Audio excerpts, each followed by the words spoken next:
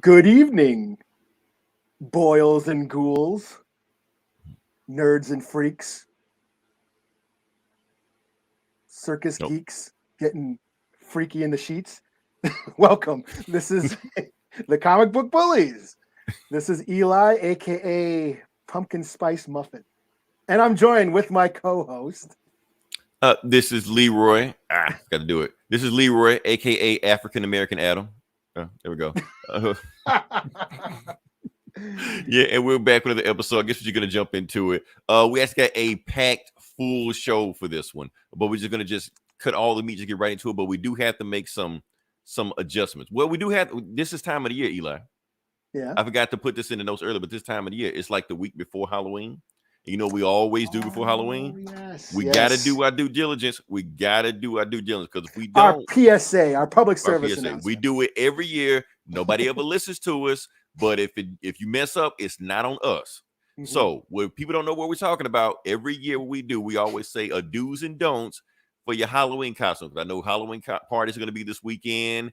You're going to get drunk. You're going to have fun, blah, blah, blah, stuff like that. So we're just letting you know what not to do from our side of the culture in America. So the BIPOC perspective. The BIPOC perspective. That's a new word. We're gonna wear it out. So yeah. So I guess I'll start with my side of the BIPOC. And for people who don't know what BIPOC means, it doesn't mean any freaky shit. I don't know what you're thinking. It's Black Indigenous people of color. We are not using pronouns. One of the new internet terms. No, it'll be dead by next year, so it doesn't really matter. So actually, that term isn't accurate. It's not. It's not inclusive to right. Yeah, they'll find now we're going to get offended when we say BIPOC. Yeah, you're going to be canceled when you say it next year. So let me just start on my part. Like I said, I always say if you want to dress up as a Black character, Black superhero, Shaft, whatever, you can do it. However, do not wear blackface. Don't paint your face. You want to dress up as a character, do that. As far as an afro, if the character has an afro with it, like you want to dress with Black Lightning or Black Vulcan. Every years before, I was kind of iffy on it. I would like use adjustment. I must say no this year. Just don't do it. Just don't even cross that line, unless you're Gomer. If you're Gomer, you can do it. He is the only person that can get away with it. That is it. Because his shit blow out better than mine, so he can do it. You know, he's got that soul glow. Exactly. You make me jealous and shit. I get insecure when Gomer comes around. All right, so all right, it's your turn. Yeah, and don't dress up as a native. Don't dress up as an Indian. Don't dress up as a Pocahontas or the hottie squaw or whatever these stupid clown Indian suits they have for Halloween. Just don't do it. Yeah, I know you think you might think it's cool. It's not. Just ask yourself: are you gonna go? Would you go to the res trick or treating in that costume? If the answer is no, then don't do it. Unless you're Shia LaBeouf. Well, yeah, I mean, especially this year's. I mean, I've already seen it. We've had conversations about it. Prey was a big hit this year. People, it was a universally loved and hated flick, But the character of Naru, she's like an action star, like the first Native American action hero, besides Jason Momoa and Aquaman, but that don't count. But yeah. I digress. But yeah, I mean, but there's that conversation that's sprouted up. Like, can non-native people dress up as Naru? And the answer is no. So no gray area with that. Just like no. I'm claiming it now. Dressing up this is dressing up as natives. That's like our N-word. We're only us. We're the only ones who can do it. So. Off limits to everybody else. Yeah, including Gomer. Don't do it. Gomer, you can dress up as Luke Cage. Don't dress up as Naru. So, yeah. That being said.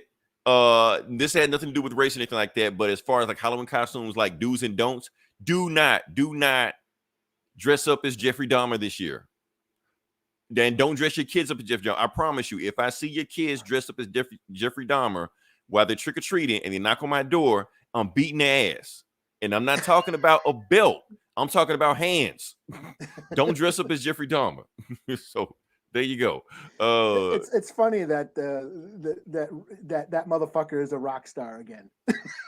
I mean, but that's the thing. Don't we do that? Don't we fetishize serial killers? Oh, Just yeah. like Ted Bundy in the 80s, every heartthrob was playing him. Yeah. So that's what we do. So yeah, I guess. All right. So, like I said, we're gonna get into the podcast. We're just gonna jump into it. Yes, you see the banner. Black Adam. We are gonna do a Black Adam review. We're gonna do a full spoiler review. I may even give you like a quick tutorial comic book history on Black Adam. I'm gonna just speed through it real quick, but we know the rules. We set rules for the month of October. Eli starts it, and he starts off with a horror show. So horror first, comic book shit bullshit second. That's what we got.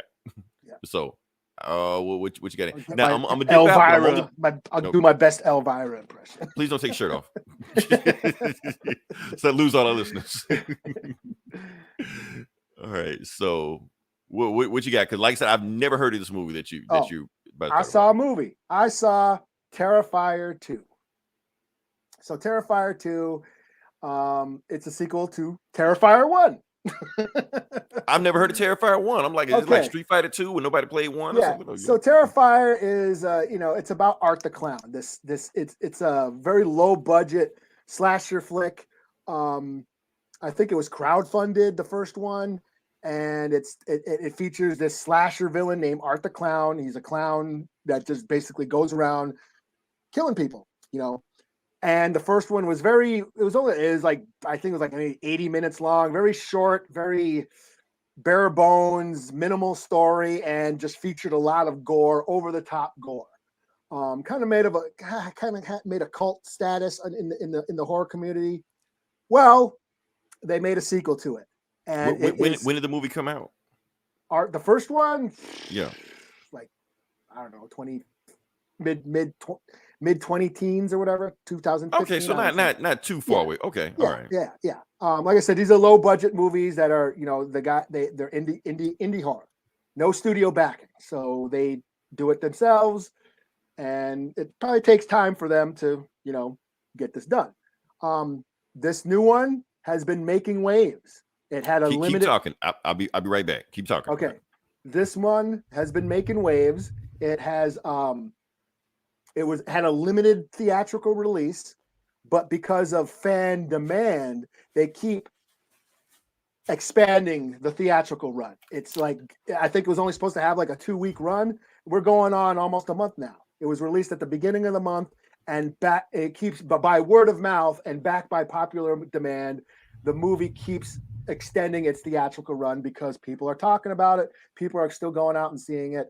And it's making a pretty hefty profit for what it was, for its budget. This ain't no $1 billion Disney movie. It's not making those numbers, but for an indie horror movie, it's making a profit. It's making waves. So just going to show you that the horror genre is not dead, especially at the box office. And one of the things about this movie is the hype. People are hyping this up that this is the grossest movie ever made. They were handing out barf bags at the theater. There's been reports of people passing out. Was this movie you were talking about last week? Maybe. Was I talking about it last week? You were saying some movie that people were like getting wheezy and couldn't walk into. I can't remember. Probably, yeah. Okay. That's been reports. There's been reports of people passing out. Ambulances being called to the theaters because people are fainting in the theater and shit and having seizures or whatever. All these reports, hyping it up. And I got the chance to see this, and I got to say, the hype is real. This is a brutal, gory movie. That may be the first time you ever said that about any horror movie on here. Yeah, no. Because every other horror movie is just like, this shit ain't bloody enough. This shit ain't bloody enough. Yeah. Did it make me pass out and puke? No. But I got to say, it did gross me out. Would you tell us if it did? Yeah, sure. There were some scenes that I generally found disturbing and winced and was like, I cringed a few times. This movie is very brutal. The violence is very brutal, very depraved. Art the Clown as a slasher villain is a sick, twisted, depraved psycho. He, what he does, it's not only does he kill the people, but it's what he does with the bodies. He like plays around with the body parts and shit. And the effects are the practical effects, the gore effects are top notch, and they linger. Like the camera lingers on the violence, and I think that's what makes it so brutal and so visceral and kind of disturbing, because they linger on these shots. Like, whoa, and we're like, okay, I get the point. And what he does, and some of the brutality. I mean, some of it isn't just knives or chopping. It's like he beats his victims with like blunt instruments, and it's like somehow more violent and brutal. Like, damn, like a decapitation would have been more like acceptable. Right. So yeah, it gets very violent and brutal, and some of the gore is just over the top. And yes, as far as like me, I'll admit I have my limits. I have my triggers, shit being one. Shit. If there's shit in the movie, that grosses me out. Yeah. Well, yeah. That's just, yeah. Bugs. I'm a little sensitive to bugs. Bugs in abundance. That's and food. If food, like messy, somebody eating food very sloppily and messy, that's a little gross. I don't want. It gross. And this movie checked all those boxes for me. Oh shit! Okay. It had bugs, shit, and food being desecrated. Yeah, I can't stand shit scenes. There's some shit in this movie. Shit like Human Centipede. I can't handle. Okay, I can't. I can't handle that shit. It just grosses me out. What's that? Fear Street. One of the Fear Street movies where they were crawling up through the fucking shitter, the shit box hole. I think it was in the summer camp one. There was like the bathroom, and they were going through the cave, and the cave connected to the shitter bathrooms and shit, and they were climbing up through that hole. Yeah, I couldn't handle that. Shit like in Train Spotting, yeah, that shit grosses me out. Like bugs, I can't handle bugs. Creep Show is one of my favorite movies, but that last one about the roaches, Bones. Do you remember Bones with Snoop Dogg? Barely. I saw it, but I don't remember it. Yeah. Where the maggots start falling through the sea, like raining maggots down on everybody. I couldn't handle it. So yeah, this movie had that.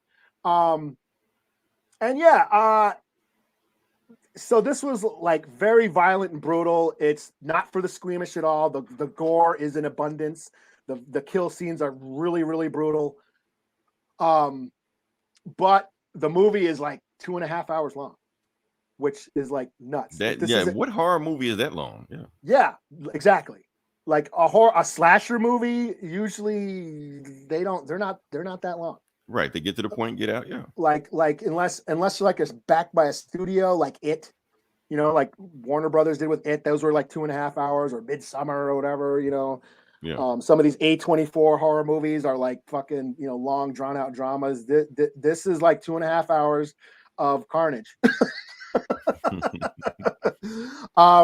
I did feel the length at times. Again, but I'm getting old and I'm tired. I was busy all weekend. You sit me down, I'm gonna start chilling and relaxing and dozing off. And towards the end of this movie, I'm like, damn, I'm feeling the length. I think it could have been cut. Some people are like, oh, I could have watched another hour of this. They should have had this 4 or 5 hours long. Blah, blah, blah, blah.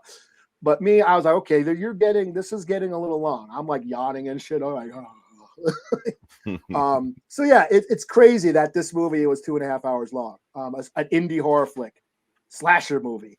There were some really weird dream sequences that were creepy. There was some really creepy. Like this was it had a creepy atmosphere. There was some really creepy dream sequences. This little girl clown was like kind of creepy. We get inside Art the Clown's head at some points. Like we get like inside his head, his insanity. Some of the other characters, the final girl, she has nightmares that are these long extended dream sequences that extend the movie's length.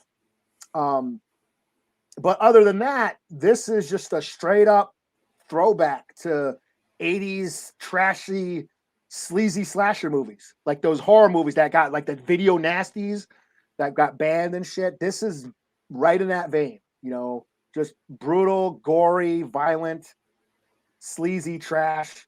Total 80 score, but it looked good though. I gotta say, the cinematography, the look of it, the colors, this looked really well done. You can tell that the people who made this movie are fans of horror. Yeah. And this movie is made Art the Clown. He's one of another slasher icon. He's up there. He put him up there with Freddy, Jason, Chucky, Freddy, Leatherface, Michael Myers. He's up there with them.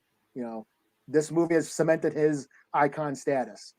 Don't dress up as him as Halloween. So, yeah. Add him to the list. There's actually a scene in this movie where the little kid was like talking about dressing up as him, like because in the lore, this killer like killed a bunch of people, but then his body was never found, and you know, and so like the next he year, got like a cult following, and the next year, like, what are you gonna dress up as? Oh, I'm gonna dress up as Art the Clown. Like, what? You can't dress up as him. He killed all those people last year. Blah blah blah blah blah. That's like dressing up as Jeffrey Dahmer. Did they actually say that? Yeah. Oh shit. Okay.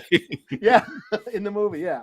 And that little kid actor, he is, what is this? He's got a YouTube channel, like Little Punk People. He interviews like metal bands and punk bands.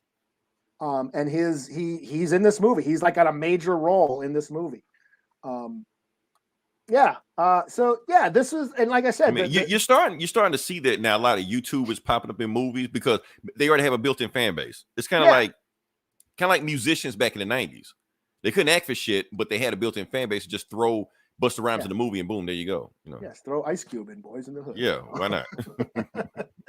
Yeah. So yeah, I'll give this a 4 out of 5. This was a little long, but it was still delicious, gory fun. It managed to creep me out. It managed to like make me wince and gross me out. Yeah, and that's rare whether a movie can do that. Like I was creeped out. Very rare. Yeah. Yeah, I was actually creeped out at some scenes. I was actually disturbed by some scenes, and I actually went, ugh. Okay. So Eli, it's nice to know that you have a ceiling. I didn't know that at one time, you know. Yeah, I'm not a fucking robot. You know? I do, yeah, I can feel emotion. Yeah, I'm not totally dead inside. Yes. I do have some limits here. Yeah, shit, bugs, and food and fucking up food. Like the scene in Dead Alive, Peter Jackson's Dead Alive. Yes. Goriest movie ever made by an Oscar-winning director. The pudding scene in Dead Alive almost made me puke. Okay. Yes, the pudding. I'm just imagining what you're saying, but yeah. Yeah, pudding. that like, I'm just like cringing just thinking about it. So yeah, I do have my limits. I do have a bar that a line I don't cross. Okay. Oh man. Yeah. All right. So we can move on next past it. Okay. So like I said, you haven't seen the thumbnail that I put up there, but the thumbnail is, you'll see it. Okay. Yeah. So we're gonna start off. We're gonna talk about Black Adam. We're gonna review Black Adam. I did get a chance to see it this weekend. I saw it in IMAX, you know, where my normal theater that I go to. I'm gonna do a quick little recap history on Black Adam. I know a lot of people have no idea who the fuck a Black Adam is or why Rockies are playing him. So I'm gonna just do a quick thing. First thing I ever knew about Black Adam, first time I ever saw him was on Super Friends. First time I ever saw him. So he was part of Legion of Doom. Looked goofy. That's exactly what he looked like. So now him playing The Rock, kind of weird, but it's a thing. I do want to let you know that Black Adam did not start off as a DC character. Not originally. He was originally with Fawcett because, like I say, he was with that Shazam, Captain Marvel. All those guys were with a different company at one time. DC got mad because they said he was ripping off Superman. So they sued them out of business and then bought him like decades later. So that's what happened with that. So that's why he's a DC character now. So now you see Shazam popping up all over the place, and now he's a big thing. He was just a villain when he started off, wanted to conquer the world, wanted to just fuck shit up. That's all he wanted to do until around like the late 2000s in 52. Not New 52, 52. There's a difference where they kind of started making him like an anti-hero where he has limits of stuff he won't do as far as he won't go. So that's the thing right there. And that's the Black Adam thing. I got some more stuff I got to say, but I'm just speed on through it. So this movie is a prequel, spinoff, and sequel to Shazam, the movie that came out 2018, whenever it came out. So do you need to watch this movie before watching Black Adam? No. Matter of fact, if you ask The Rock, he'd probably tell you no. But there is a small thing that connects them both together, like the wizard that's in Shazam is the wizard in here. Yeah, but they don't explain why he says Shazam in this movie. He just says it. That's another thing about this movie. I'll get into it in a second, but they don't explain a lot of shit. They just throw you in there, just let you go, you know.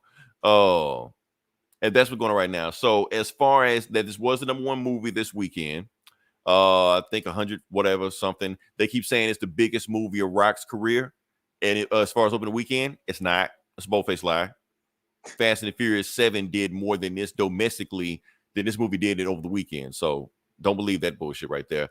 But they are promoting it hard because they're saying, 90% on Rotten Tomatoes audience score. That is not a lie, but it's spin. Because what it really is, and then I pulled this numbers up like about an hour before we started recording. So right now, yes, it is 90% Rotten Tomatoes audience score, but it's 39 critic score. So that's what I want to get into. So why is it such a disparity between the critics and the audience? And do I agree with that? So do I agree with that score? Which one do I agree with? I agree with both of them. I went and saw this movie, and I think that score on both sides is completely accurate.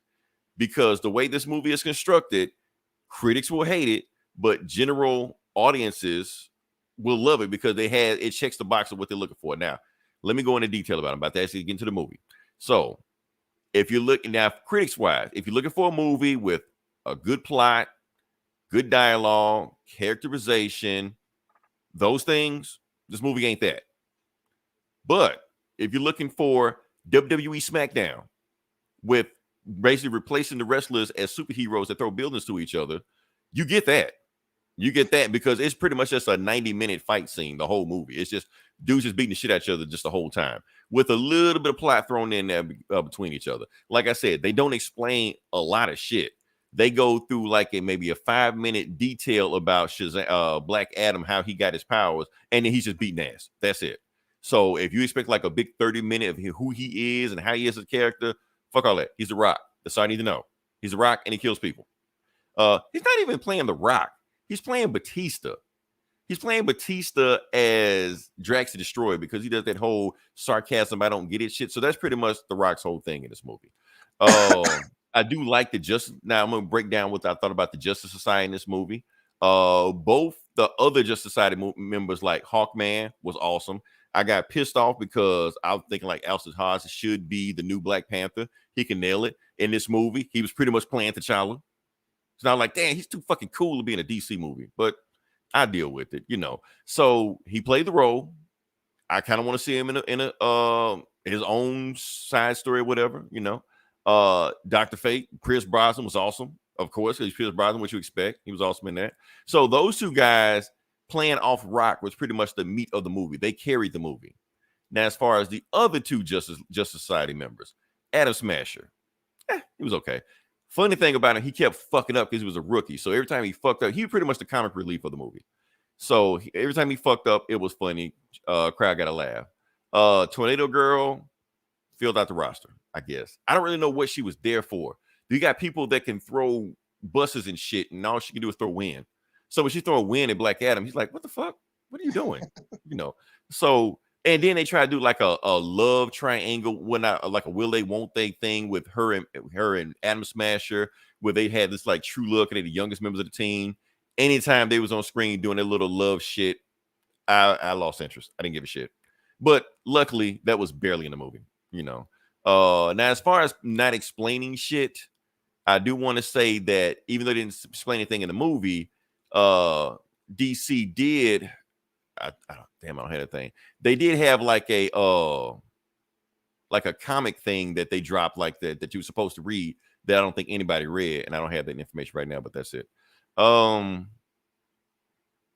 yeah, that's what I think about the movie. Like I said, the action was awesome. Each action scene was framed differently. And the one thing you want to see this movie for is Black Adam killing people, because Black Adam killed a bunch of people, killed people in creative ways. It's the first time I ever seen a dude beat another dude with another dude. I thought like somebody shot a rocket launcher at him. He blocked the shit with a dude, threw the dude in front of him. I was like, oh shit, that's cool, you know. So and they throw some stuff in it. They throw some like it's a plot twist at the end, but I mean, at the end, it's like, okay, you're trying to give us some plot. Okay, cool. But there is some social commentary in this movie that I think people are going to gloss over, not going to pay attention because they just think it's just a brain dead action movie. They're not looking at the social commentary, like the whole thing about morality.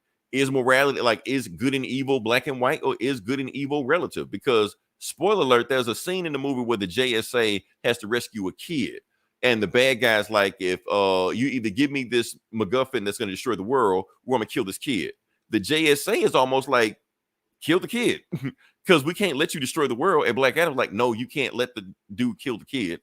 So it's like that whole morality thing, like who's being moral, or even just the fact that the JSA is basically America, Justice Society of America. So they America, like 100% of this movie, it takes place in Kahndaq. Well, 90% of this movie takes place in Kahndaq, a foreign country. And they basically go out of their way to make a point that Kahndaq has been under, occupation by this warlord for the last 27 years. They've never seen the JSA show up before. But the moment Black Adam shows up, a foreign power in Kahndaq that can rival something in America, now they show up. So I do feel like that's a small commentary in it. Like I said, it's going to be a worldwide movie. And I think as far as Americans, we're too dumb to catch that shit. But other countries will realize that shit. Yeah, I agree with that. Because they even go at the point that when the JSA show up, they get booed. And when Black Adam starts killing people and throwing people off buildings, shit like that, they're clapping and cheering for him. Even though the JSA try to stop him doing this shit, So I like that they put that in there. It's small, but it doesn't weigh down the movie. Like I said, this is in between buildings getting destroyed. So it's there, but it ain't gonna take you out the movie, So it does have some other DCEU Easter eggs in there. Like I said, Amanda Waller is in there.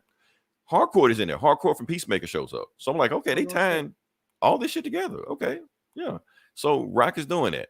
And the big spoiler. So let me see if I can. Yeah, the big spoiler. I think everybody knows this, like the worst kept secret in the world.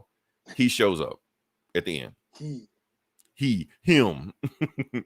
Y'all know who I'm talking about. Kal-El, Superman, and yes, it was Henry Cavill. Henry Cavill shows up. It was a pretty awesome line because Amanda Waller talking shit to Black Adam at the end. You're like, okay, you're stuck here in Kahndaq. You can't get out, because if you get out, you're dead. And he's looking at like, I'm dead.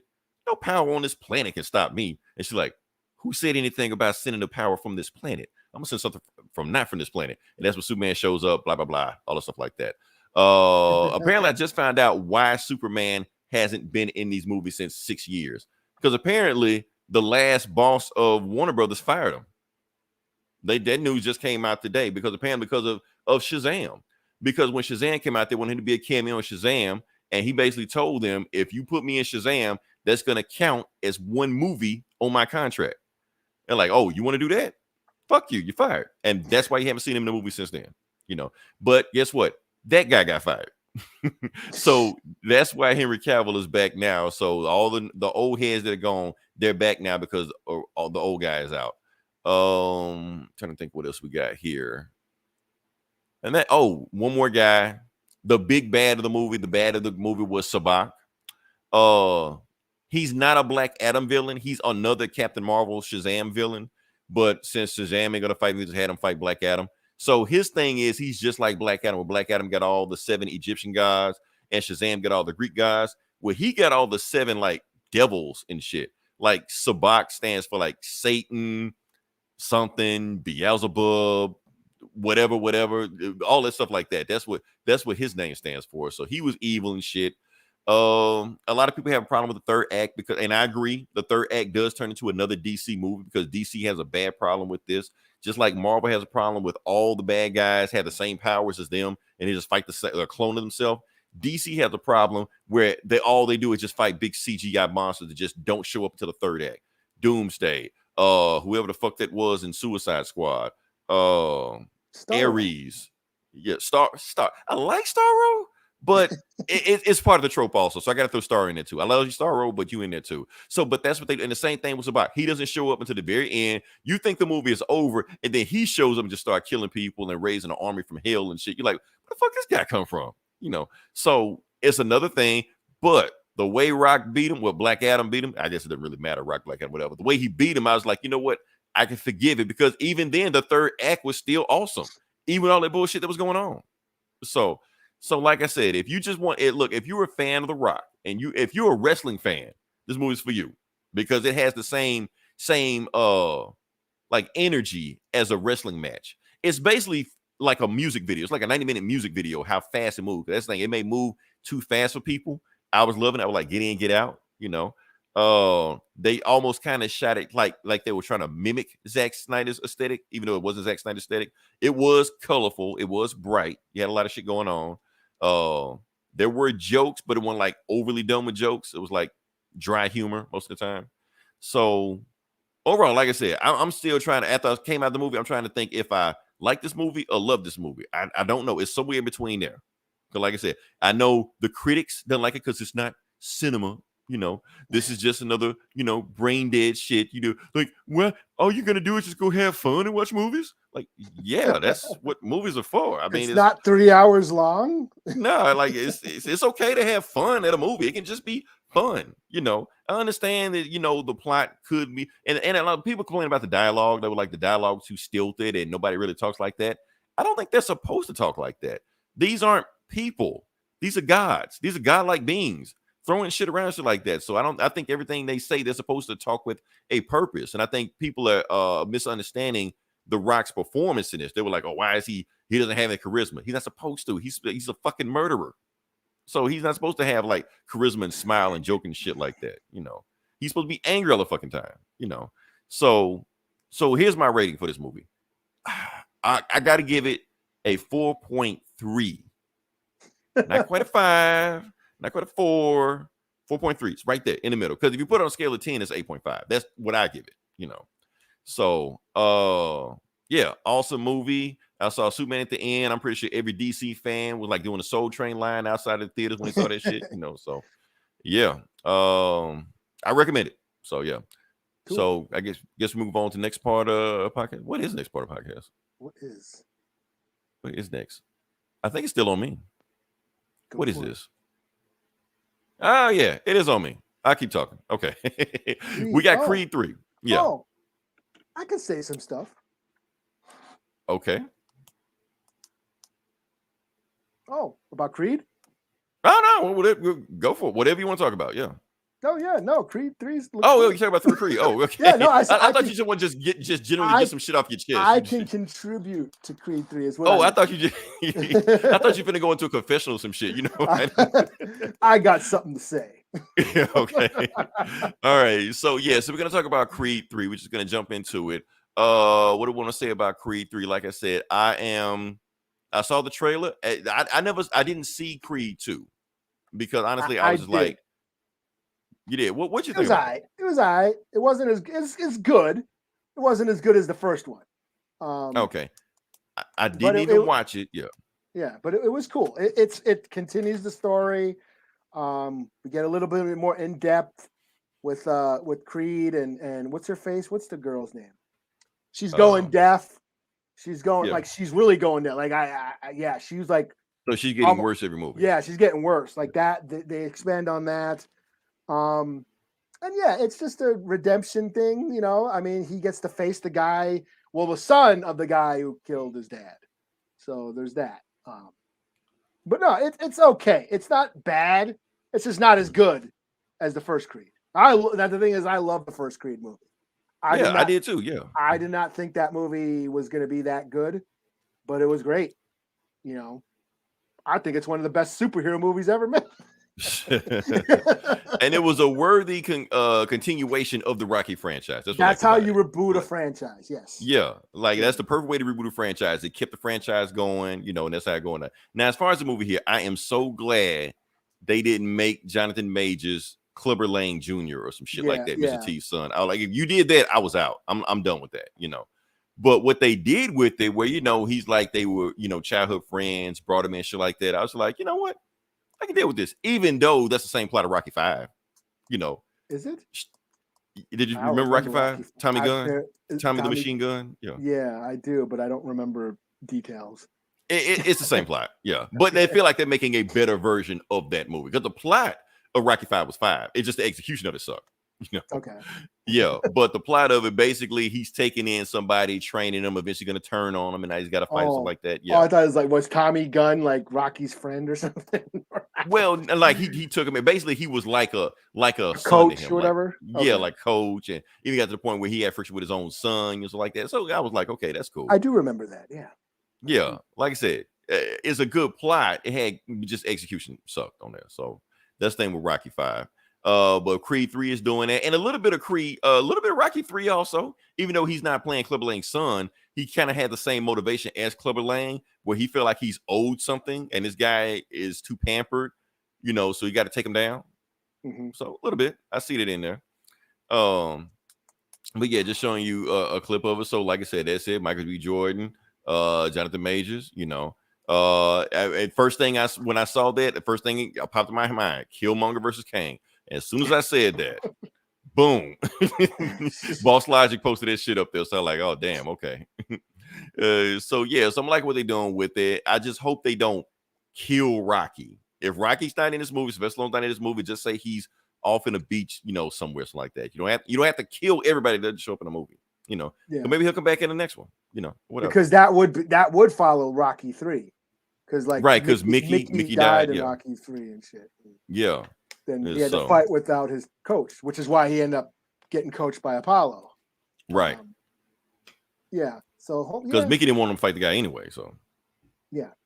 But no, I also this is Michael B. Jordan's is this his first movie he's directing? His director debut. Yeah. Yeah. So because Ryan Coogler did the first one, you know. Yeah. And I think he just produced the second one. Yeah, just produced the second. I can't remember who directed the second one, but yeah. So now this is on him. And that's the thing, like Creed is stepping into its own now. It's not like just, you know, riding the coattails of the Rocky franchise. Now it's stepping to its own as its own franchise. And I like that. Where it should be on the third movie by now. Yeah. You know, if you want to keep this franchise going.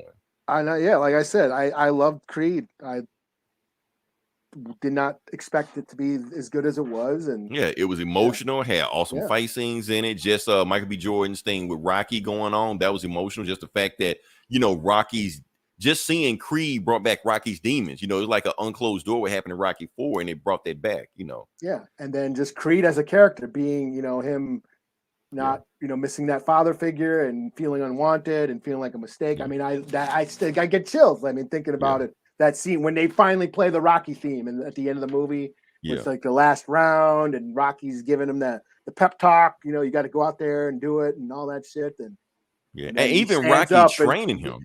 Rocky training him is like his redemption. Like, okay, I failed Creed, but maybe I can do better with his son, you know. Yeah. Like Rocky thought he was done with, like, I'm just waiting to die, you know, and then here comes this kid who gives him a purpose. And so like that scene where he stands up and you finally hear because you hadn't heard the Rocky theme in the whole movie. Right. You know, but when you finally stood up and you hear it, dun, dun, dun, dun, dun, dun, dun, dun, I got shivers. I was like, oh shit. I know a lot of people, that was their first Rocky movie. Like Creed, that was the first time they saw a Rocky movie. I feel like you should watch all of them. I watched all of them multiple times, even 5. Well, you know. Well, I'm half Italian, so I gotta. So you gotta watch it, So all right. Now that being said, we still sticking on Creed. But like I said, Eli, I looked at the analytics, and I think our women viewership is like 8% right now.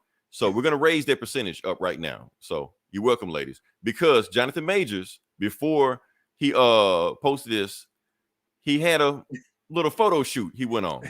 Like dude was already like cut. Now he got even swoller. Like that's not even fair, man. Why?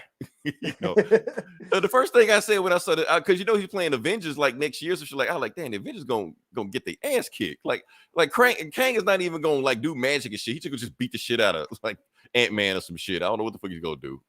And you know he's miserable. He's like, damn, these boiled chicken breasts suck.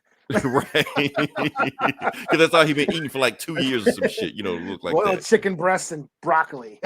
So like breakfast, lunch, and dinner. Oh man. So yeah, so that movie comes out next year. I'm excited for it. That's gonna be the movie. That movie's gonna make a lot of money. I can see it now. So yeah. Yeah. If nothing else, you're gonna get nothing but women in there. It's probably gonna be so much screaming.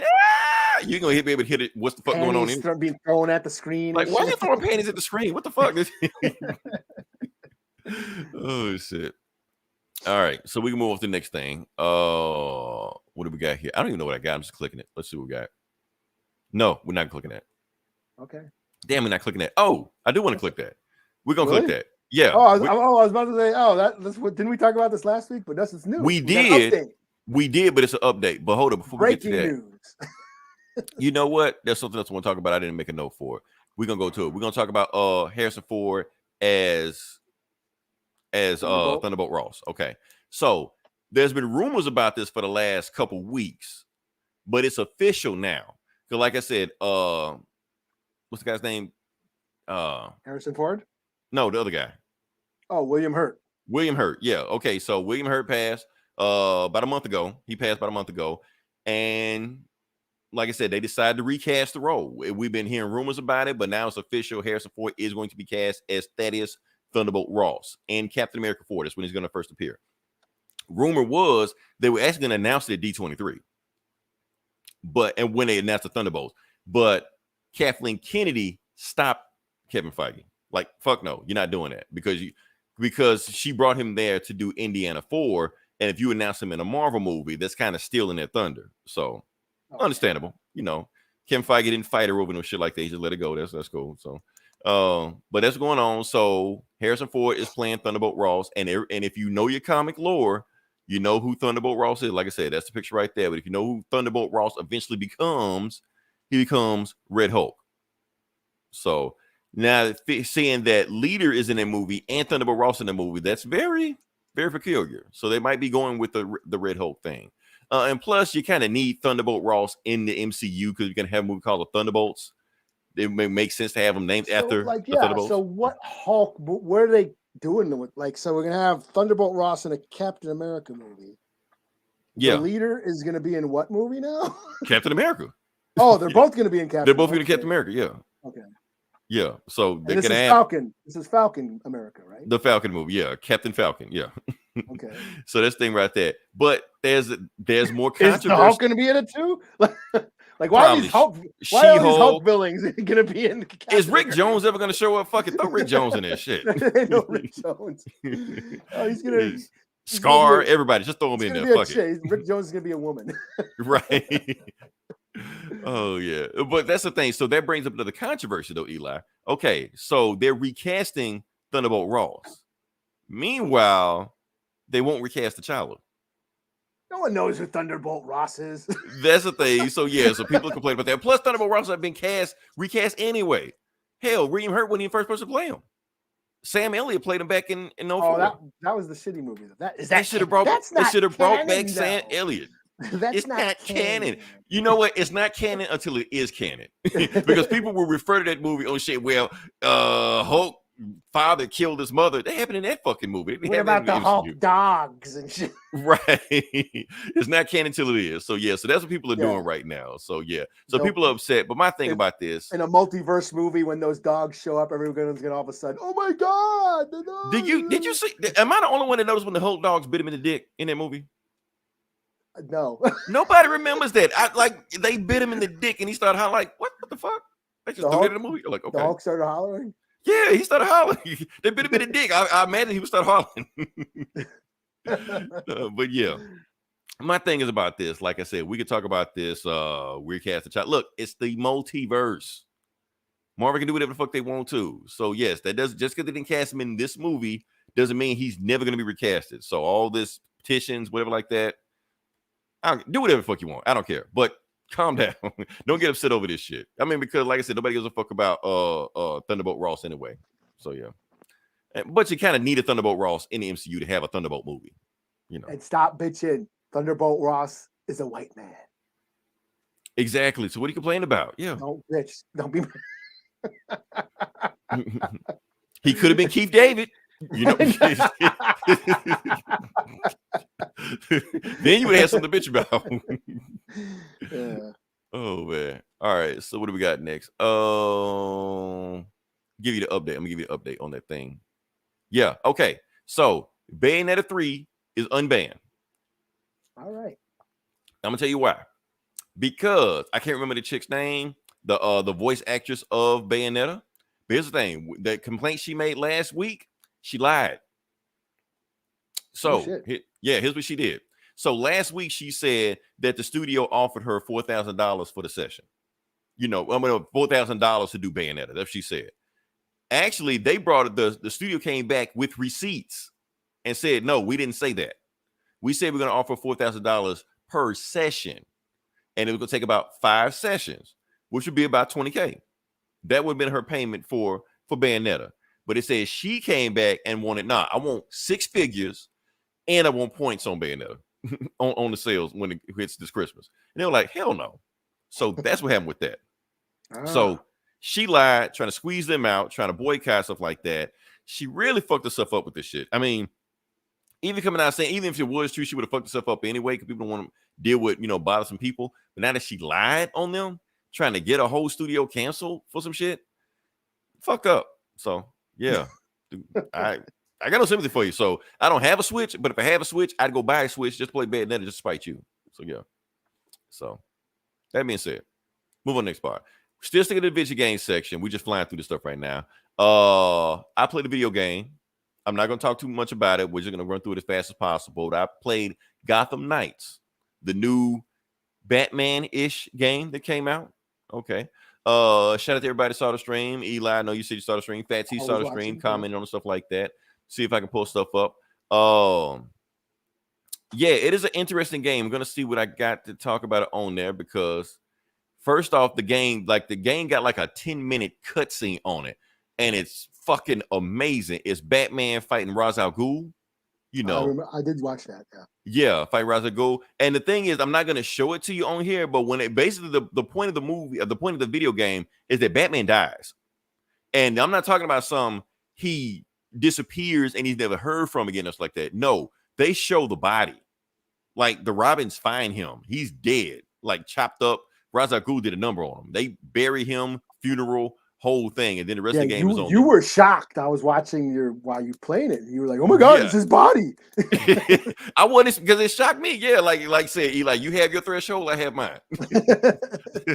So I wasn't expecting that. So I was like, wow, that's insane. So as far as the game itself, once you get past that, okay. So a lot of people are trashing this game because it's not Arkham Knight, and I was trashing this game because it wasn't Arkham Knight. I pretty much thought it was Arkham Knight. Just you're not playing as Batman. Right. But it's not. It's not Arkham Knight. And that's the thing. Like, if you go in here playing and wanting to be Arkham Knight, you're gonna be upset. You're gonna make yourself mad, because it's not that. It's an action RPG. Okay, it's Marvel's Avengers. It's exactly Marvel's Avengers. That's what it is. Where you level up and it's open world and all this shit like that, and it plays a little bit differently. So it doesn't play the exact same as like the other Arkham games did. It plays completely different. So, because from what I was looking at, it looked like it had the same mechanics as an Arkham game. It does, but it doesn't. Because the thing is, it's not as fluid as an Arkham game. You don't have as many combos as an Arkham game. Like, I was like working out with an Arkham game. With this, it kind of feels like kind of stiff, kind of slower, more methodical. And I was like, I'm not feeling this combat. Honestly, I'm still not feeling the combat. But I started like learning some of the moves. I actually did a tutorial, started learning the moves and stuff. And I was like, okay, I'm starting to get a feel for it. First off, this game doesn't tell you anything. Like, in the Arkham games, like, okay, you got your next mission, you got the big back signal up, and you just go to the back signal, and you just go, and that's it. They don't do this in this game. In this game, if you have to find out what your next mission is. You have to hit the streets. Find informants, thieves, bums, mobsters, beat the shit out of it, and find out and interrogate them and find questions. Where the drugs plant, blah, blah, blah. And they will tell you where to go next. So I kind of like that aspect. It makes you feel more Gotham-y, So now, do you have to just pick some random asshole on the street, or does it actually say, "Hey, go get that guy"? It says, "Hey, go get that guy." But the way it works, like you gotta get the last guy. Like, okay, you go in there and it'll tell you, "Hey, it's somebody in here. Go get this guy." But if you fight him and you kill him now or beat him up, you ain't gonna get him. So yeah. Of course. Cool. Is that considered cool? I don't know. I don't know.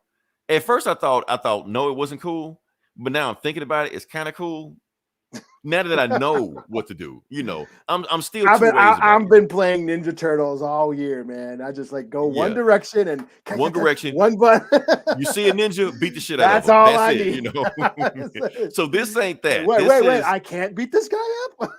Right. So that's what I'm saying. It's confused. Like you got to go to this building at a certain time. They don't even tell you where to go. Like they just said, go to the West End. Where the fuck is the West End? Oh, it's on the west. Okay, go there. But they don't give you a map or nothing. You just gotta go there. Yeah, they got a big map. I had to find where the map was. I gotta do they have a map in this game? So it took me like 20 minutes to find a map. I found the map. Now, like, where's the West End? Oh, it's on the west. Okay, go there. And then you go looking for guys to beat up and shit like that. Then you find out where to go next. Like, okay. Yeah, it sounds like a long ass game that I ain't gonna have time. It's a RPG. It's an RPG. So like I said, it's not Arkham. So where Arkham is like straight through, beat this guy. But Arkham was like long for me too. It took me months to finish those games. I mean, Well, they're saying this is past that. Because you got to level up and all the stuff like that. Plus, you got 4 guys, 4 people that you beat also, and they got their own missions and they all have their own storyline and shit. All storylines, all play different. You got to upgrade this person, stuff like that. Of course, every stream I went. How long is Batgirl's cape? How long is her cape? Oh, I don't know. All I played was Red Hood, so I don't know. Pretty much everybody. If it covers her ass, I'm not going to play her. Oh damn! I'm thinking it does cover her ass. I think she's the only one. Like Batman can like glide in the other games. I think she's the only one that can glide. So yeah.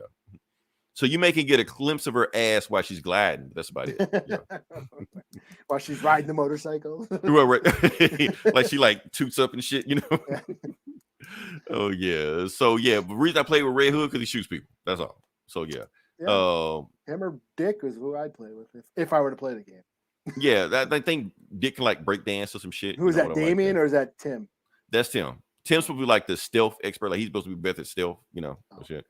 So I'll play the game some more. When I first played it, I hated it, but now I'm starting to slowly kind of warm up to it. I'm gonna try to see. Basically, I had to get Arkham out of my mind. So it's not Arkham. Yeah. You got the S, right? You got the Xbox S or whatever?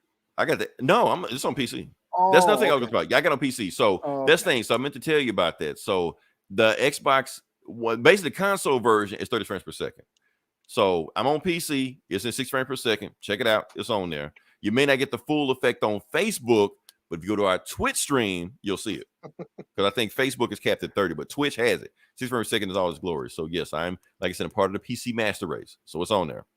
So yeah, overall, I don't know what kind of rating I'm gonna get it because, like I said, I have 2 completely different feelings about it from the first hour to the second hour. First hour, hated it. Second hour, was like, it's not that bad. So, but I can see why people would hate this game. So you have to upgrade his guns because I remember you were like unloading on dudes and they weren't like nobody was falling. So like, well, see, it's actually supposed to it's supposed to be a button you're supposed to press that makes the shot stronger. Like like you're not holding, but if you tap it just right, the shots will get stronger and you can kill them faster. See, I didn't know that when I was playing the game. I just shoot them and that's it, Okay. Plus, you can like grab people and do instant kill moves. They had like special moves on the game and shit like that. Who is this? I picked Nightwing. Why everybody like Nightwing? Nightwing's cool. Got a nice ass, man. I guess if you got to look at some ass, somebody will look at some ass. Batgirl's covered up, so hell. Look at the ass on Dick. Even the comic book. You seen those variants on the Nightwing books? Like, yeah, he was just posed like Megan Thee Stallion, some shit like that, just ass. I think that's America's ass. Fuck Captain. You're like, can you handle this? Like, damn, okay, Dick. Oh man. Oh yeah. All right. So that's what I got on there. I guess we can move on next. But yeah, I guess we go to the next part of the podcast. Yeah. All right. Yeah, like I said, this Comic Book Bullies, where we're talking about comic books. And Eli, I'm gonna let you start off because I think you got more books than me. But yeah. All right. Well, since speaking of Nightwing, Nightwing's ass. Nightwing's ass. I'll do Nightwing 97. Okay, let's see. He's the OG ass. Yeah, this might be my book of the week. I really dug on this. I didn't read much. Everything was just like kind of okay. But then this is really good. And this was like the last book that I read. I was like, wow, that was really cool. So this is in the aftermath. This is a new arc. This is the aftermath of that whole Blockbuster. Blockbuster's dead. That was his name, Heartless, that serial killer that rips his heart out. steals people's hearts and shit. Killed Blockbuster. Blockbuster is dead. They're like in the more. Oh, you know what? I should have showed that. I'll grab that panel. So Blockbuster's dead. Fucking Ravencroft. Bloodhaven.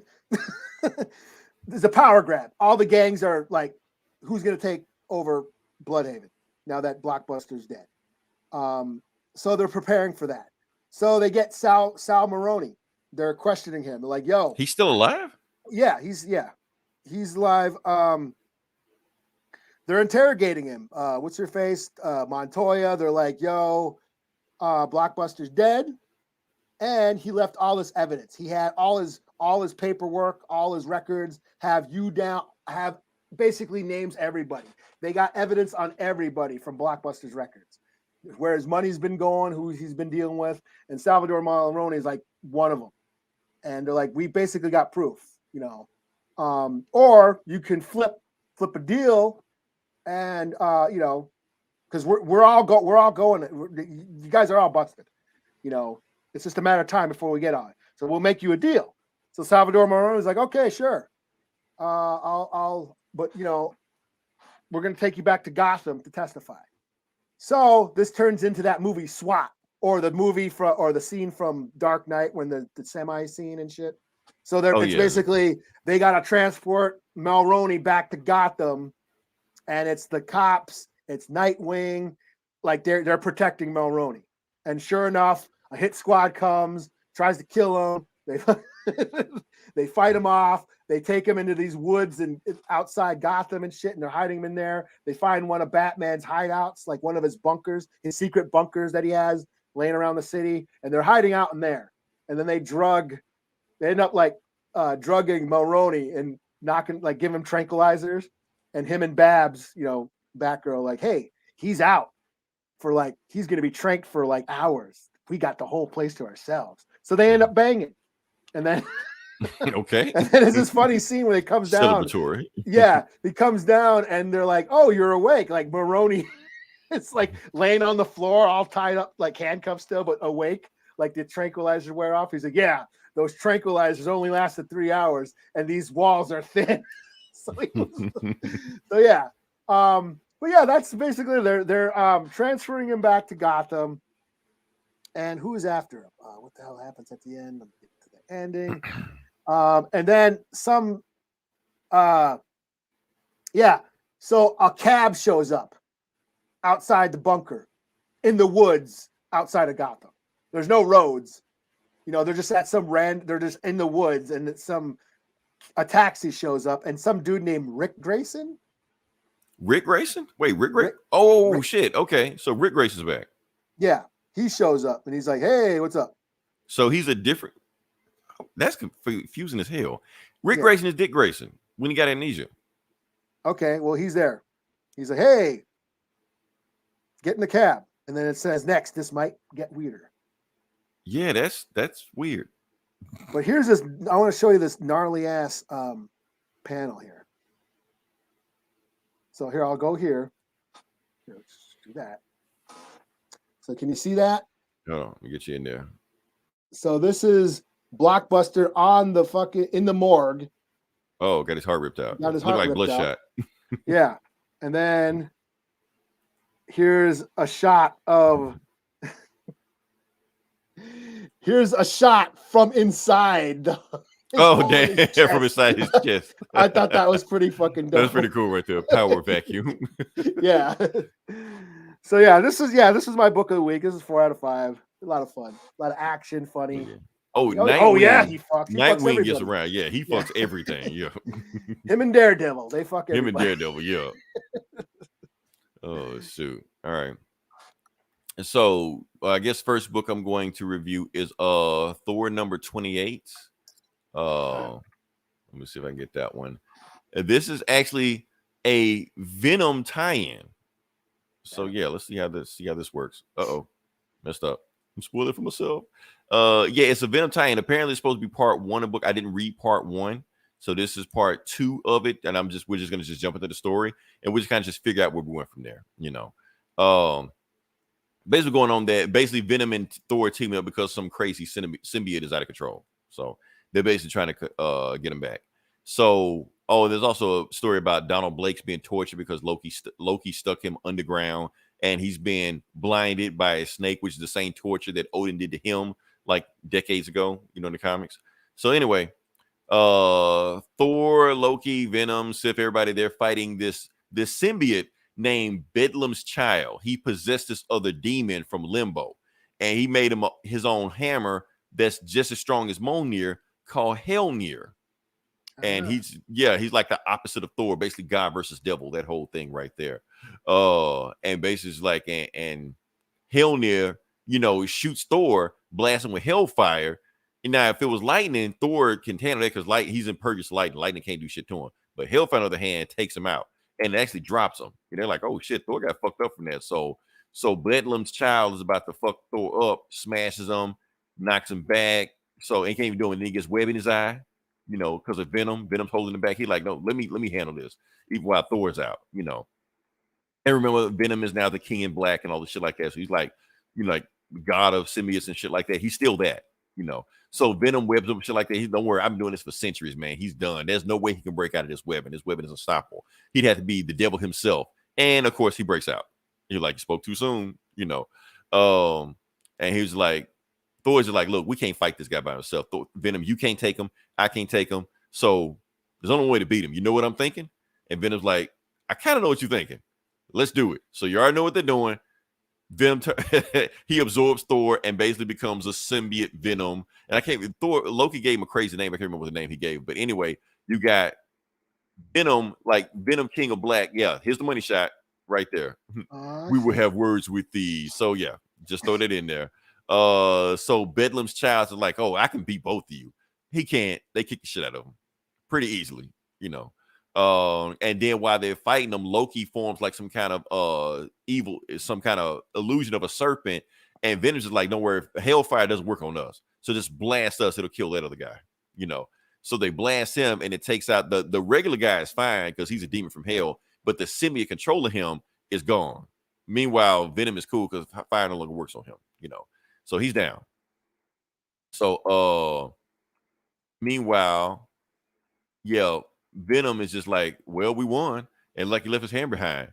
Looks like I'm worthy. He's like, worthy of what? And then Thor just remembers some shit that he said. He was like, well, hold up, Venom. I heard when we absorbed each other, Venom, I noticed something about you. Plus that line you said about you've been doing this for centuries, that shit didn't sit right with me. So who are you? He's like, you found out who I am. Okay, but I didn't lie. I am Eddie Brock, but I'm Eddie Brock from the future. My name is Meridius. And eventually this is who Eddie Brock eventually turns to. So I came back from the future to the past to prevent my future. And I can't get this hammer, basically. Is this still Jason Aaron? No, this is Donny Cates. Okay. Yeah, Donny Cates, the one that's been doing all this shit. Yeah, it's him. So yeah. So I don't know if they mentioned Meridius in the Venom books, whatever like that. But he said it's it. So yeah.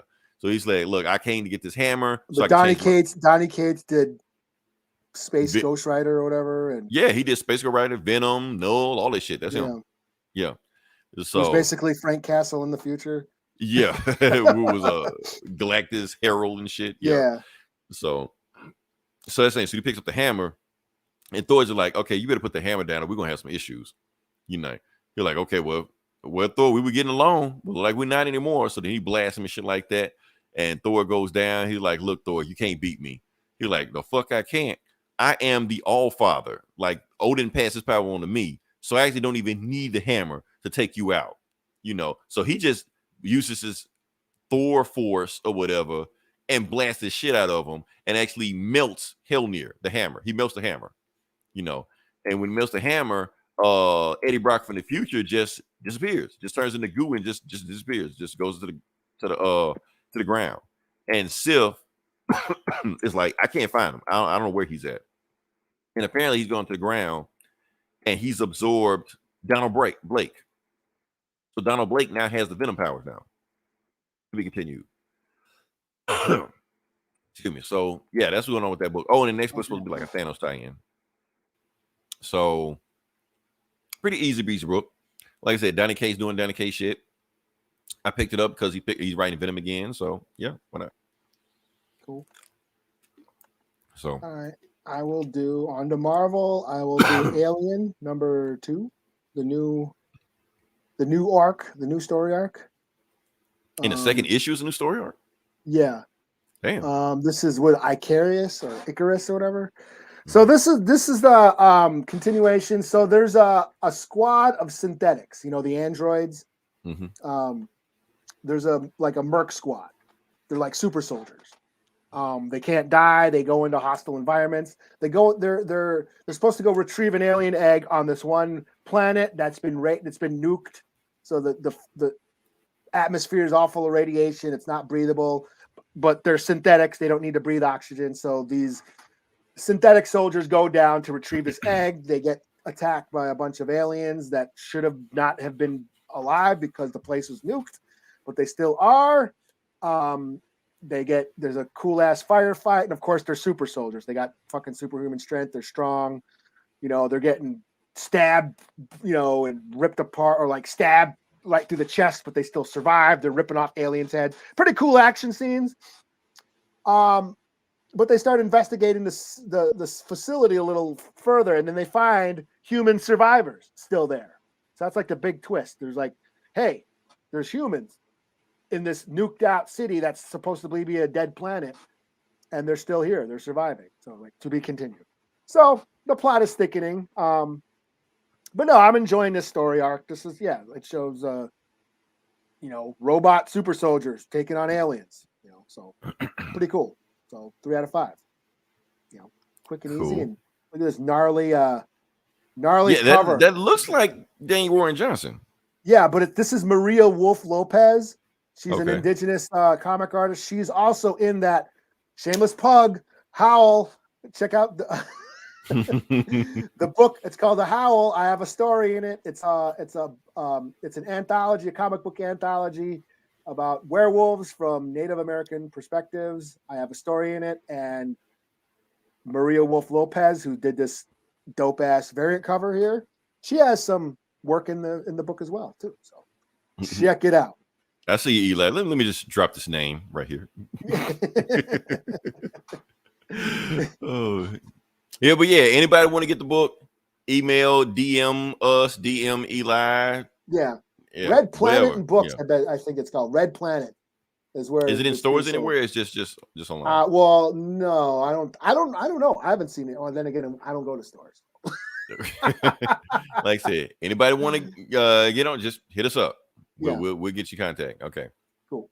So next book I'm going to do is I don't know why I'm still sticking with the book, but I guess I'm gonna stick with this book. Captain America #8, I guess. Is this Falcon America? Yeah, Falcon America, that one. Yeah.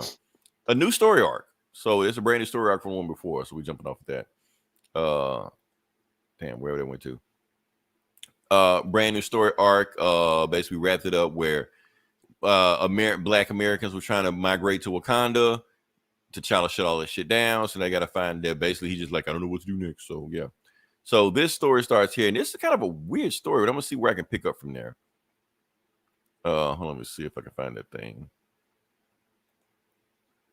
There we go. I think I found it. Okay. So yeah, new story arc. The name of this story is Pax Mahonda. And I'm gonna try to fill in the blanks the best I can in this story, even though I've been keeping up with the story. So we're at the UN, and the Prime Minister of Mahonda name is, what is her name? Johnny Scoreland, something like that. She's the Prime Minister of Mahonda. So if you don't know what Mahonda is, which I understand if you don't, because they barely mention it in Marvel Comics history, Mahonda is like a neighboring country of Wakanda.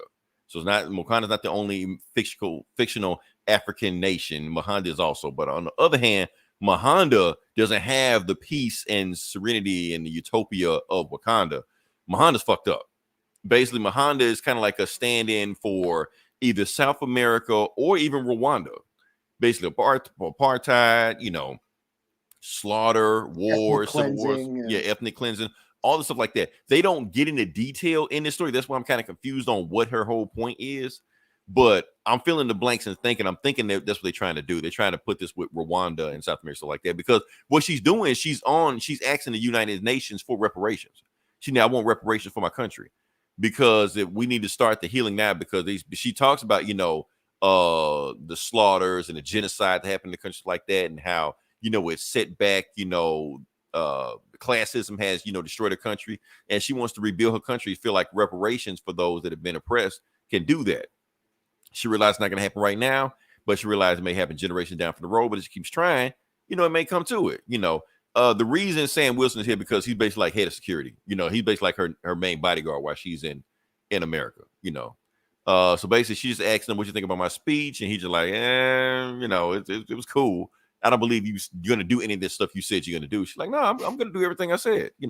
I'm gonna make Wakanda. I'm gonna make it a political power. I'm gonna restore relations with Wakanda. We're gonna be better than Wakanda.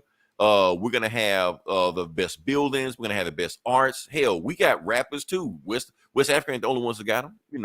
Matter of fact, the stuff what y'all did with Wakanda, where they tried to, invite Black Americans down there. Sam, we can bring your people to our country. And Sam is like, okay, you talking a good game, but I don't believe anything you're saying, but he's still gonna protect it, stuff like that. So he's asking, Falcon. Still throw me off anytime Sam Wilson says Falcon, because he's talking to Falcon, that guy, and he's basically like doing up top lookout, trying to make sure nobody is, bombarding and stuff like that. But that's when they get like a little thing. Yeah, this guy starts getting a heart attack, and it turns out that guy is her grandfather.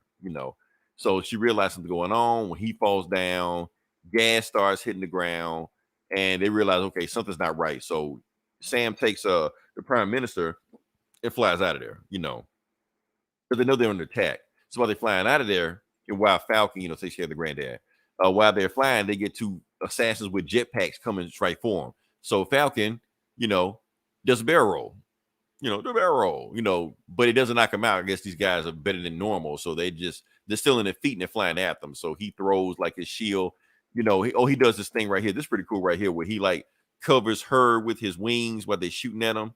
But while he's covering the wings, he can't fly, so he's falling, But right before he hits the ground, he does his little things like this. So I thought it was pretty cool. Throws a shield, asking Falcon how he's doing on his end. Falcon's like, okay, everybody's been evacuated. The medics are coming to get the granddad to make sure he's okay. So, but when the medics get there, they stab him in the neck. So apparently the medics were, not who they said they were. So Falcon's down, and he hears them, like he hears the communication cut off then, so he knows Falcon's down. They're like, oh shit, this is going bad to worse, like real quick. Meanwhile, they do plant something on his buddy, and then next thing they know, beep, beep, beep, beep, beep, it blows up. Falcon protects himself with his vibranium wings. However, the prime minister got shrapnel in the neck.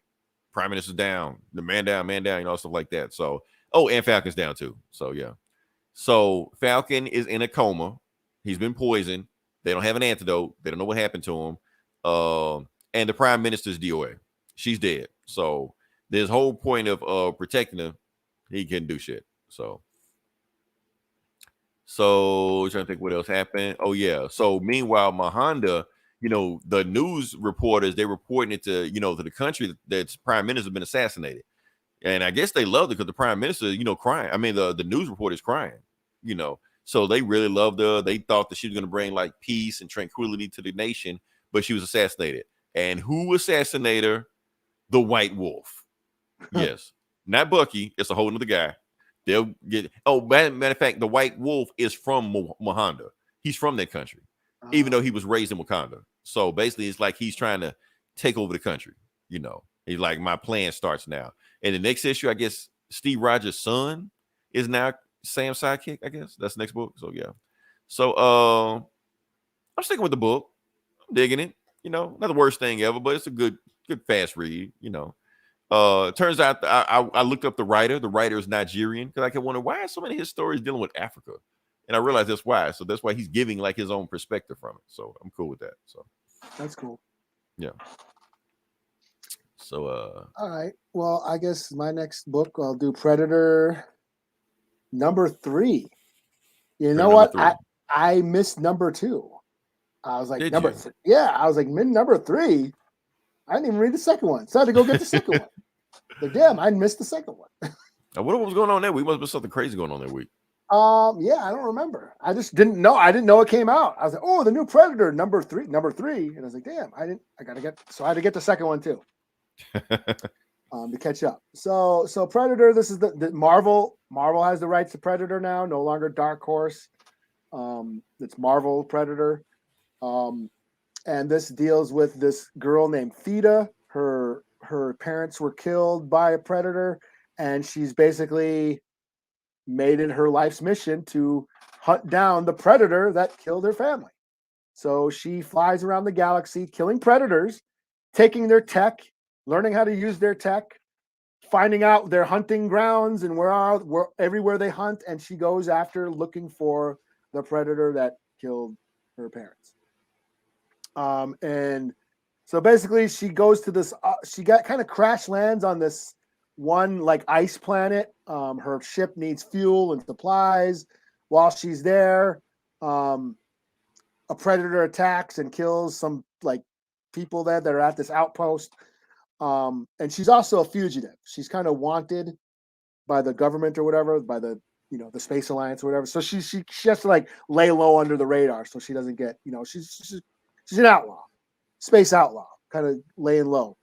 So she crash lands and she's on this planet. She's trying to find supply. This issue is just basically her trying to find supplies. There's an action scene where she fights a predator in the beginning. Pretty cool action scene. She does escape the predator. It's in the ice. She doesn't have any weapons on her. She kind of has to use her wits about her, and basically turns the engine on the fucking like the jet blast, like blows the predator away, and then she kind of takes off. But this book is this issue is basically her gathering supplies for her ship, and she has to leave. Because the ships are coming. It's an outpost. They're on their way. She doesn't want to get caught. She doesn't want to get arrested. So she's about to take off, but then the ships show up, and they're not government ships. They're predator ships, and they start shooting at her. She's like, oh shit, they're predator ships, and that's where it says to be continued. So this is okay. Like I said, it had a really cool beginning. It was like a fight scene with her and the predator, but then after that, it's just her gathering supplies for the rest of the issue. And then the little twist at the end, the predator ships show up. So I'm digging the covers, reminding me of a Concrete Jungle. Yeah. The art's cool. Like they're putting all the cool artists on this. Yeah, both Alien and Predator, like they put their best guys. Marvel put their best guys on there. Yeah. Star Wars too. Yeah. And this is what Ed Brisson. Mm-hmm. Ed Brisson's writing. Ken Walker's doing the art. Frank D'Armata is on the colors. Clayton Cowles is on the letters. Can't forget the letters. Who said it? Comic Cast or this gets you comic? I remember somebody used to love Clayton Cowles. Yeah, like the letters. No. I've me starting to write my books and stuff. I'm starting to realize, the importance of lettering. It's an art form. It's art. Like sometimes. I wish I could have edited. I didn't like back to my book, A Howl, which is available now.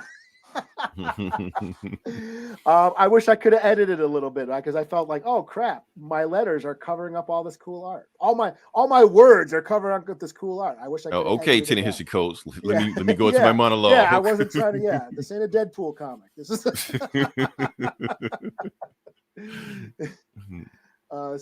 So letters are important. Shout out to all the letters in comics. All right. So next book I'm going to do is my last book I'm going to do is DCeased. Rise of the Undead or Undead Gods or whatever it is. I can't remember what it is. Yeah, I guess so. This is my contribution, my one contribution I'm doing. So yeah. Scary Stories by Leroy. Right. Ooh. So yes, you see the cover, Supergirl versus Superman. That does not happen in this book. So yeah, let's move on. Yeah. Basically, the book goes on. What we have here is the Rand Thanagar War. I'm not going to explain it. It's an old DC thing, but it's a thing. Adam Strange is doing his thing, fighting evil Hawk people and shit like that. He goes see his family. He's like, I miss you. but he knows he's fading his way because basically the Zeta beam is wearing off. So when the Zeta beam wears off, he goes back to Earth. He's like, okay, it's okay. When the Zeta beam pops back on Earth, I'll be back. That's his whole thing, you know. So yeah, so he's back on Earth, but that's when the zombies have taken over, shit like that. So he's like, what the fuck happened to Gotham? You know, he's like, go find me a Zeta beam. So he goes to find a Zeta beam, looks around, sees everything screwed up, sees Wonder Woman, like, okay, Wonder Woman, let's go ask Wonder Woman, see what's going on. Hey, Wonder Woman, what's going on? But Wonder Woman is a zombie, you know, so attacks him and affects him, and now he's a zombie and shit like that. So yeah. Meanwhile, he finds the Zeta beam 2 weeks later, but he's a zombie. So he infects the whole planet of Rand. Strange is a zombie?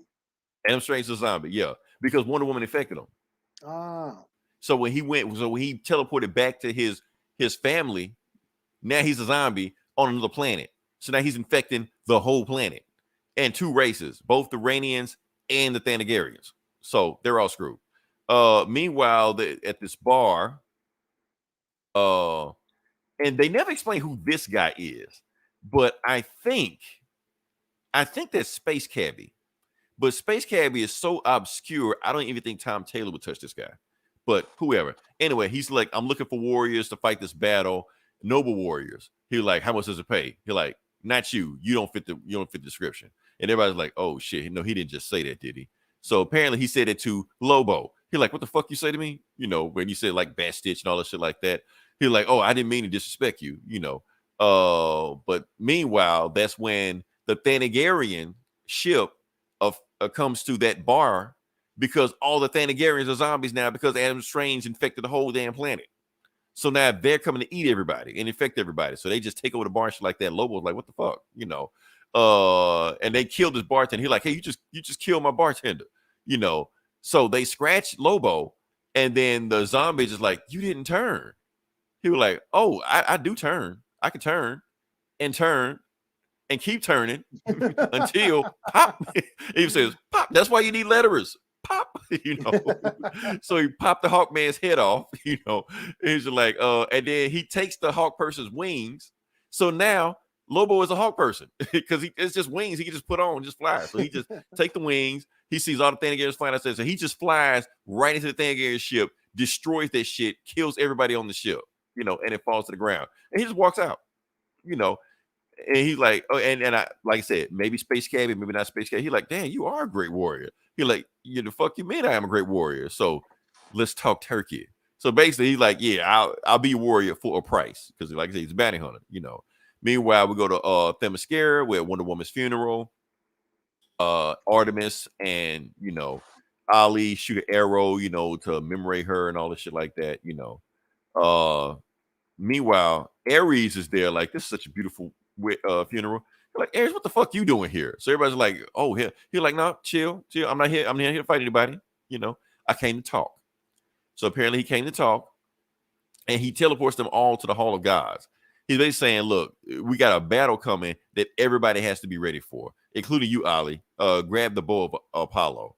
He's like, the weight's kind of off on it. He's like, motherfucker, that's the bow of Apollo. That's the god's arrow. You're like, yeah, but the weight's off. You're like, well, do what you need to do to tweak it. So he's like, look, that we got a war coming. He's like, we just fought a war. He's like, that thing you fought was a slaughter. No, we have a war coming. And I'm not even talking about Darkseid. We got shit way worse than Darkseid coming.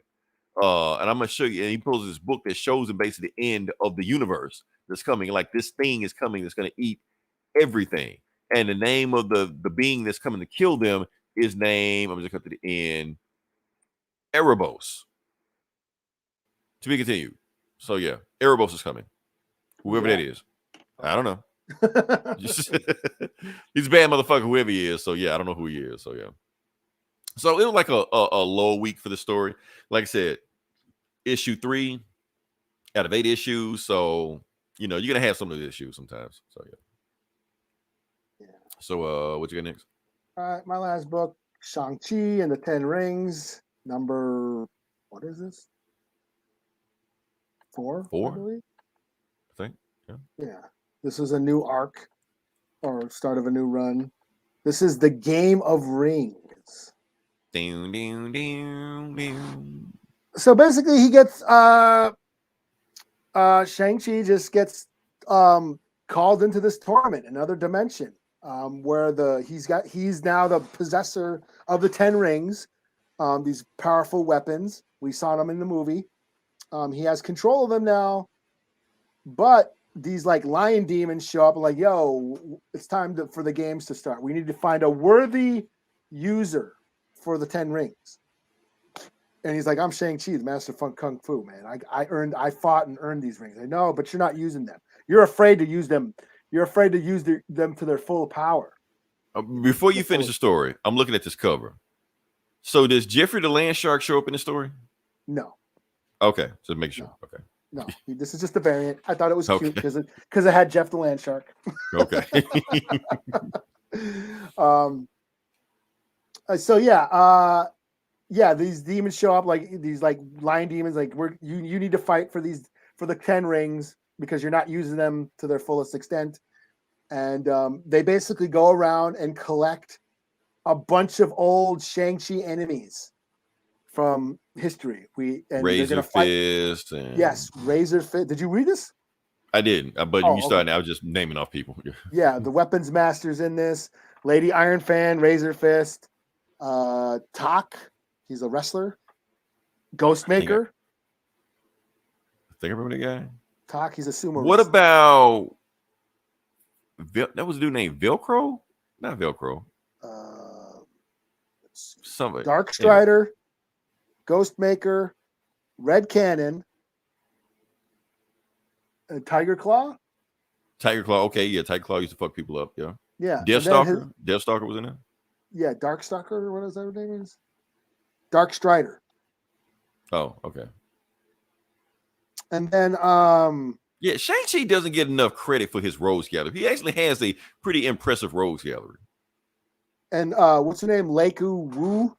Leiku Wu, okay, that's CIA spy. Yeah, she's possessed by that.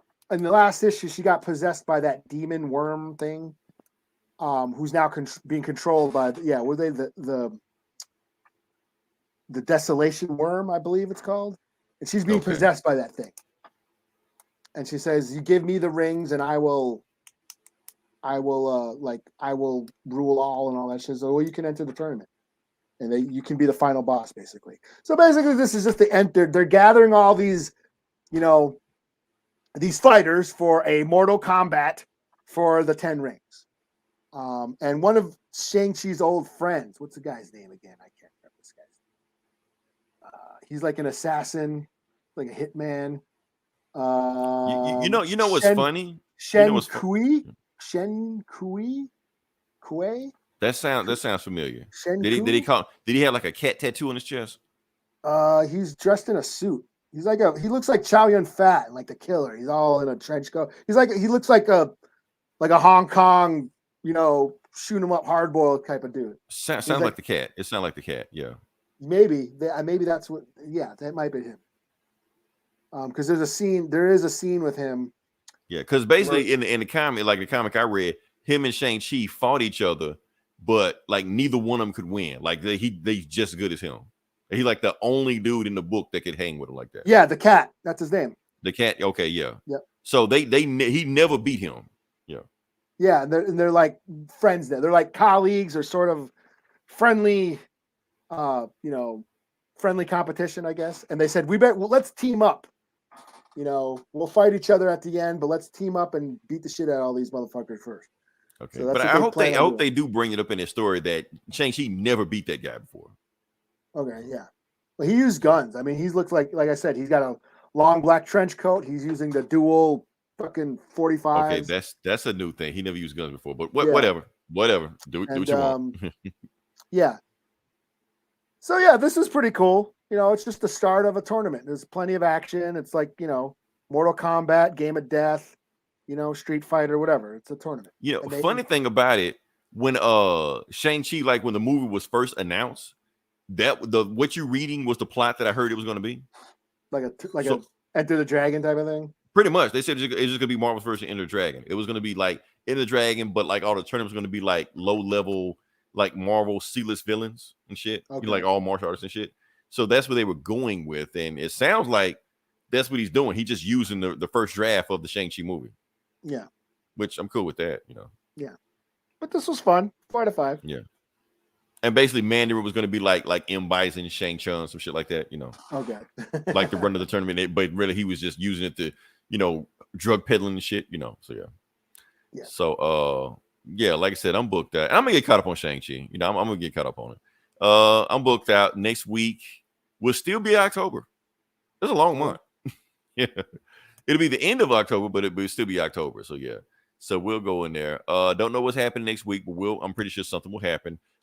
Next week will be Steam sales. Everybody get ready. You're gonna be broke. I will be broke. So yeah. Yeah. Until then, this is Leroy. This is Eli. We'll talk to you guys next week. Same bully time, same bully channel.